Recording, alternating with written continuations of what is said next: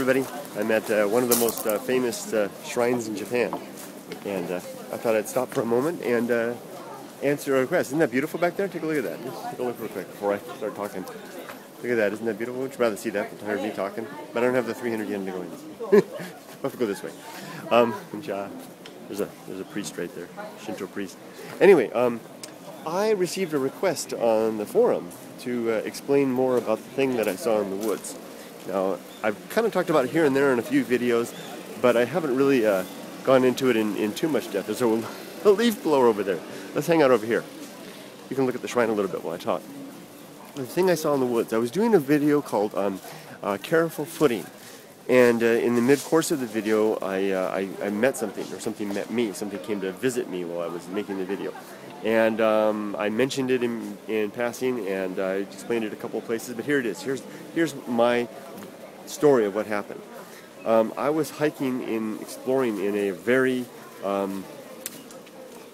untraveled place. It was a part of, back in the old days in Japan, there were these trails that were the connecting trails through the mountains, before there were modern roadways. Here I'm connecting a whole bunch of videos into one thing. I explained all the different pieces in different videos. Here they're all together.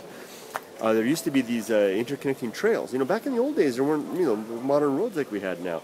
If you village on this side of the mountain wanted to go see the village on that side of the mountain, they could travel way down the valley. Modern days, we would just drive down the valley to the flatlands, around the mountain, and back up the other side. But in the old days, that would have been a long, circuitous route.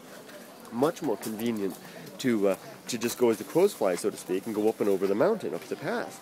And, Japan is 90% mountain, so in the old days, before modern automobiles, and trains and the like, there were bus lines, there were basically trails that connected all the villages, all through these rugged mountains. And these trails have, for the most part, they've disappeared. Modern conveyances of transportation have replaced them, and people get around. People don't take these trails, and they've disappeared for the most part.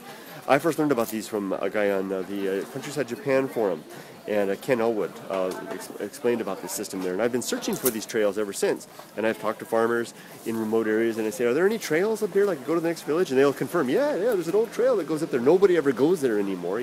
Says it's dangerous." And so when I'm investigating outside of villages on these little roads, I look for evidence of these trails. And I had found some time back a stone marker at the end of this one very secluded place, but it was pretty close to a village, within a kilometer of a village. And the marker, some people some of you fine folks actually translated the marker and explained that it actually did indeed say that this way to the village that I had come from, and this way was called the Mountain Road.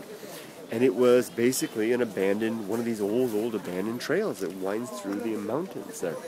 And I've been trying to explore it, but the trail is in such poor disuse, and the mountain is so rugged there that I haven't been able to make it. I haven't been able to make it very far. I lose track of the trail; it disappears. So anyway, this one day I was up there and I was trying to follow along the trail, and I had lost the trail. So I had and it was really, really rugged and steep there. And I just had to skirt along the edge there through this bamboo grove to try and find the trail. And at one point I was going along this really steep part, and I'm all alone, right? So I'm going along the steep part, and there's a waterfall down there, and usually I'm really careful about things. I don't want to fall and die. And I took a little more risk than I wanted to, and I was a little ashamed of myself, and I stopped to make a video when I got to safety about a man that I had basically witnessed die from basically careless climbing, and I would call this video Careful Footing. So I plop myself down in the bamboo, set up the camera on the tripod facing me, and I start monologuing as I like to do at the camera. And you can see the bamboo, thick bamboo. There's no trail back there. I'm off the trail in the middle of the woods, and then off this really, really remote, dense woods. And as I'm sitting there, about 2.5 minutes into the video, I'm sitting there talking away. Suddenly, something comes out of the forest to say hi. And at first, I kind of noticed it. I was like, whoa. And you could see me on the camera. I'm like, whoa, what the heck is that? And actually, I get up and I walk over to it because I wanted to see what it was, because it disappeared behind a bush, behind a little log there. I went over and it wasn't there, and I'm talking to the thing, and blah, blah, blah, blah, blah, And here, you guys will have a better view over here. This is where all the tourists are.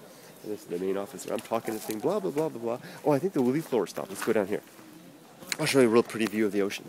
So I come back, and I plunk myself back down to the camera, and I start to talk again at the camera, but then it kind of hits me all of a sudden that what I saw wasn't anything like I'd ever seen before. And I've been exploring in the woods since I was a little boy, And I've seen, you know, foxes, tanuki, coyote, bears, you name it. I've seen it. Owls. They used to have hoot owls living in the woods. I used to watch them swoop down and you know, pluck stuff off of the backyard.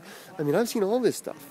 It wasn't any of that stuff. So here it is. I'm going to give you the exact description of what I saw, and I'm not going to speculate about what it was any further because I have no idea. I'll leave it up to you. I'll give it to you exactly as it is. I'm not going to embellish this in one bit. I swear to you I'm going to be as honest as I can. Here we go. I'm sitting there. The woods are forming this kind of a background, all around, 360-degree background of this dense bamboo. Talking at the camera, looking at the monitor there, because I have that little monitor thing out, I can see myself, so I'm talking at basically myself, which in turn turns out to be you. Something catches my eye over at the side, and I look over, and this thing, okay, I'll try to show you how, imagine I look over, this thing at a distance came through the woods like this, and stopped. Much faster though, I'm not doing fast enough, but I can't do it quite like it. Bam, bam, bam, bam, bam, bam.